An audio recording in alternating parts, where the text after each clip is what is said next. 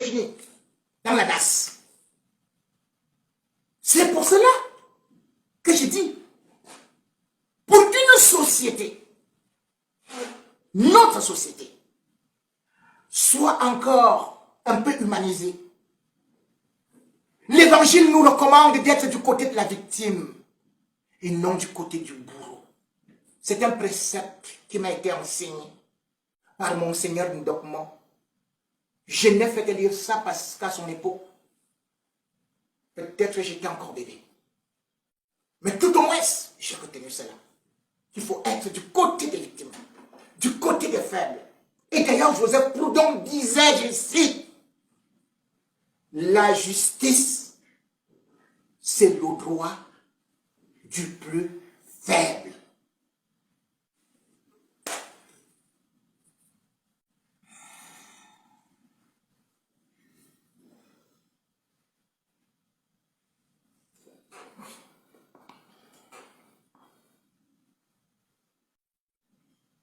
Et il y a des femmes faibles. Mais il y a des femmes qui ont le pouvoir. Un pouvoir parfois qui peut faire de telle sorte que l'homme soit mis sous les peignoirs. Surtout avec l'âge. Dans les traditions africaines et même occidentales, quand on regarde le pouvoir, généralement c'est le chef d'État qui va toujours en mission, qui va pour tel déplacement et qui peut être accompagné de son épouse. Rarement, on voit des épouses de chefs d'État qui se déplacent n'importe comment, qui, ma foi, peuvent aller là où elles veulent, font tout ce qu'elles veulent, et puis dirigent par procuration. Chantal Biya est devenue de cette catégorie. Voilà que Chantal Biya, suite à mes investigations, je vous avais donné l'information qu'elle était partie du palais de Toudi en toute catimini et avec un jet privé. Je ne vais pas m'attarder sur les moyens financiers qui ont été déployés là-bas. Mais je regarde tout simplement l'image que cette dame, première dame du Cameroun, renvoie au moment où le Cameroun est plongé dans l'obscurité, pas d'eau pour boire, et où le panier de la ménagère, ce qui devrait préoccuper la première dame, est de plus en plus vide, parce que la vie est chère. Pendant ce temps, Chantal Biya est à Paris, en train de jouer, en train de danser, et surtout en train de nous montrer qu'elle peut boire des vins Pétrus à plus de 4 000 €. Provocation. Parce que personne n'a besoin de voir comment Chantal Biya est en train de boire son vin ou de manger son caviar. Surtout en ces temps où on demande au peuple de serrer la ceinture. Mais Chantal Biya a abandonné Paul Biya pour se retrouver à Paris. Et où d'ailleurs, quand on dit, qu'est-ce qu'elle fait ici? On cherche à contourner, à donner des prétextes qui ne sont que fallacieux et vaseux. S'il aurait eu peut-être un problème de famille, qu'elle serait venue assister son fils, on aurait compris. Parce que Paul Biya n'a plus cette énergie. La maman devrait être à côté de son fils. Mais quelle est cette maman qui peut donc danser alors que son fils est dans l'hôpital? Chantal Biya est devenue donc une influenceuse. Et comme telle, elle marche aussi avec ces influenceuses, collabore avec des influenceuses qui parfois ont dans le langage, voulais-je dire, assez ordurier. Chantal Biya se retrouve donc dans des clashs pendant qu'elle est en France et pendant qu'elle refuse à partir, à rentrer au pays. Voilà Paul Biya qui est donc abandonné à étudier. Sans Franck Biya, sans Chantal Biya. Puisque le dernier déplacement de Chantal Biya, nous dit-on, serait été quelque part dans la belle famille de Franck Biya. Franck Biya aurait perdu son beau-père. Chantal Biya qui n'est jamais allé au deuil au Cameroun. Elle est donc arrivée là-bas, comme toujours, à distribuer de l'argent. Toute généreuse. Vous pouvez mourir au Cameroun. On peut voir des enfants, des mamans, on peut voir des enfants, on peut tout voir. Vous n'allez jamais voir Chantal Biya. Allez au deuil. Allez soutenir des familles. Allez soutenir des femmes. Non. La seule chose qu'elle préfère montrer au moment où les femmes sont en train de pleurer, qu'on va vivre comment? Ce sont des tables bien garnies. C'est des musiques avec sa fille, qui pourtant a pris toute une place à l'ENAM, avec notre fils junior. Les enfants des pauvres n'ont pas de place. Mais Brenda a préféré prendre cette place-là pour ne jamais aller à l'école. Elle a dit non, maintenant elle doit faire les salons de quoi là? De vente de cheveux de mèche. Puisque sa maman, elle aime bien les mèches. Et oui, elle sera la première cliente. Elle sera donc la première cliente de Brenda Biya. Et comme elle aime danser, voilà aussi Brenda Biya qui a décidé de devenir rappeuse. Et qui est dans le clip, et qui danse le plus, qui fait les challenges, c'est la première dame du Cameroun, Chantal Biya. J'ai vu certaines interventions de quelques personnes défendant bec et ongle Chantal Biya par rapport au dire de Madeleine Mvoutou. Madeleine Mvoutou, c'est attaque contre attaque, piqûre contre piqûre. Et dans ce jeu de clash, elle est en train de sortir des dents. D'autant plus qu'elle est boulou, comme elle-même l'affirme, et qu'elle est la fille de Mendozé.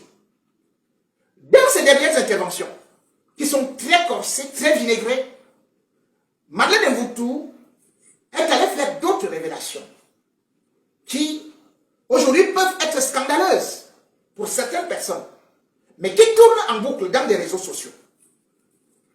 Je voudrais que vous écoutiez cela et que vous regardiez comment est-ce que la République du Cameroun est à terre. Certains ont déjà écouté, réécouté, parce que il s'agit tout au moins aussi de la dignité de Paul Biya. Il s'agit de la dignité du peuple camerounais. Parce que, comme je le dis, et d'ailleurs, comme elle le dit elle-même, quand elle parle, parce qu'elle est posée, parce qu'elle a du verbe, parce qu'elle a du charisme, et parce qu'elle a de l'intellect, eh bien, on l'écoute. Madeleine Mvoutou évoque non seulement la fin d'un Biya qui est presque abandonné, mais qui est ridiculisé. Oui, on aime Chantal Biya, selon ses adeptes, selon son fan club, selon toutes les femmes et autres qui se lèvent pour dire non, nous la soutenons. Mais quelle femme va soutenir une première dame qui abandonne son mari pour venir faire la vie à Paris, qui se met toujours rien qu'à danser et à faire des exhibitions? Et si Paul Biya tombe et meurt seul au palais, qu'en dira-t-on à cet âge-là? Paul Biya n'est-il pas abandonné? Paul Biya est-il encore un président qui, aujourd'hui,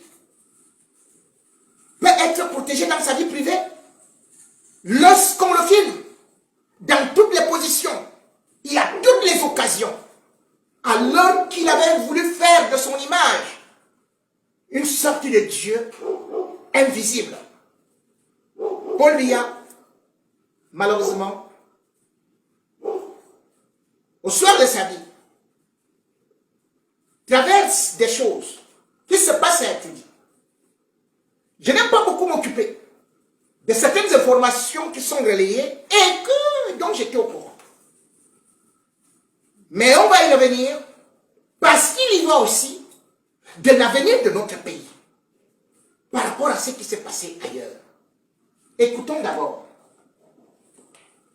Donc, Marlène Mboutou, et je vais vous revenir dans quelques instants. Personne ne peut traiter la femme de Ouattara de prostituée.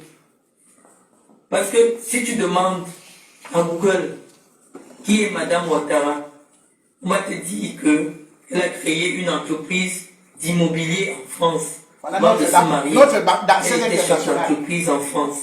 On te donne le nom de son entreprise. On va te dire qu'elle a enseigné, elle était enseignante en Côte d'Ivoire. Elle était venue avec son mari. Et qu'en Côte d'Ivoire, elle a créé une autre société d'immobilière. Elle a un parcours. Et donc personne, si une personne se lève et traite Dominique Ouattara de prostituée, c'est de la diffamation. J'espère que tu comprends. Diffamation, c'est dire quelque chose qui n'est pas vrai sur quelqu'un. Si une personne se lève et dit Dominique Ouattara est une prostituée, c'est de la diffamation. Parce que cette femme a un parcours qui est traçable. Maintenant, si tu demandes à Google qui est Chantal Biya, c'est une grande danseuse. même Google n'arrive pas à dire quelque chose sur elle. Hein? Parce que son CV, c'est zéro. On va te dire que c'est la femme du président de la République. Tu demandes parcours personnel, c'est zéro. Donc, nous, on a été les filles de Yaoundé. Je te dis qu'il n'y a pas un très grand écart. Il y a à peine 10 ans d'écart entre Chantal Biya et moi. Donc, en principe, les femmes qui ont 10 ans d'écart sont de la même génération. Chantal Biya vendait dans un bar à Yaoundé qu'on appelait le Marseillais. Elle ne vendait même pas. C'était des filles qu'on appelle les hôtesses des bars à champagne. Donc, quand un client vient, elle t'anime, tu bois. Si elle t'intéresse, tu rentres avec elle. Hein? C'était ça son travail. On l'amenait dans les fêtes. Si elle te plaît, tu rentres avec elle. En français, je ne sais pas comment on appelle le travail là.